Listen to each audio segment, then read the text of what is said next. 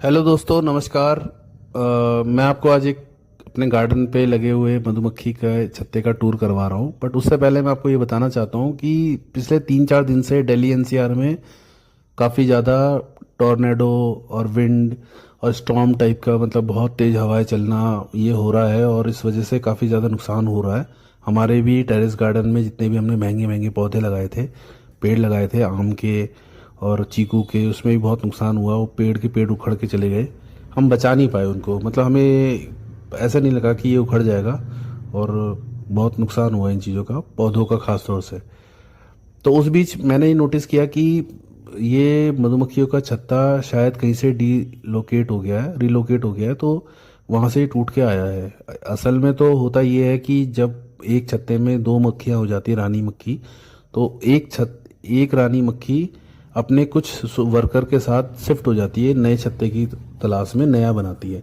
लेकिन यहाँ ऐसा नहीं है। यहाँ बहुत ज़्यादा वर्कर है, इसमें काफ़ी ज़्यादा क्वांटिटी में इसमें मधुमक्खियाँ हैं। और फिलहाल तो इसके अंदर कोई मोम नहीं है, मतलब छत्ता बना ही नहीं है। ये सिर्फ मक्खियाँ मक्खियाँ हैं इसके अंदर, ये छत्ता बना रही हैं। और एक और रीज़न ये होता है कि कई बार लोगों के घर में जब ये छत्ता बनाने लगती हैं तो लोग घबरा जाते हैं। जो जिसे कहते हैं, जो इसने लैंड, जो नॉर्मल दिल्ली बेस्ड जो लोग हैं, जो गांव के नहीं हैं, जो यहाँ रहते हैं, उनको लगता है कि अरे ये तो हमें काटेंगी।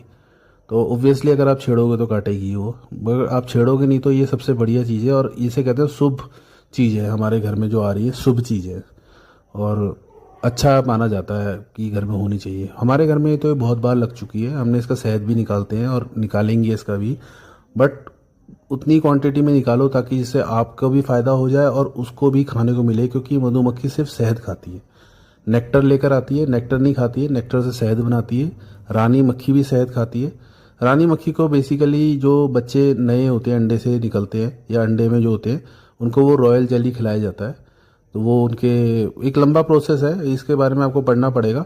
1 वीक का कोर्स होता है, आप कर सकते हैं कहीं से भी और अपने घर में भी लगा सकते हैं और ऑर्गेनिक चीज़ खा सकते हैं। काफ़ी सारे लोगों का मन में ये डाउट रहता है ना कि हमें तो इस कंपनी का हमने खाया है, इसके बारे में तो नेगेटिव र्यूमर आ रहा है कि इसमें चीनी है वगैरह वगैरह। तो आप अपने, यही एक सबसे आसान तरीका है कि आप अपने घर में एक नेस्ट लगाओ, बॉक्स लगाओ और उसको आप खाओ। और ये मधुमक्खियाँ प्रोस्पेरिटी लेकर आती हैं, मतलब जब भी नई जगह जाती है ना, प्रोस्पेरिटी लेकर आती है। शुभ चीज़ें हैं, ये गलत चीज़ नहीं है।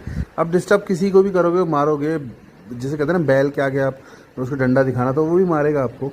आप इसको छेड़ो मत। और जब ये प्रॉपर तैयार हो जाए तो आप उस टाइम, एक प्रोसेस है उसके थ्रू थोड़ा सा शहद अपने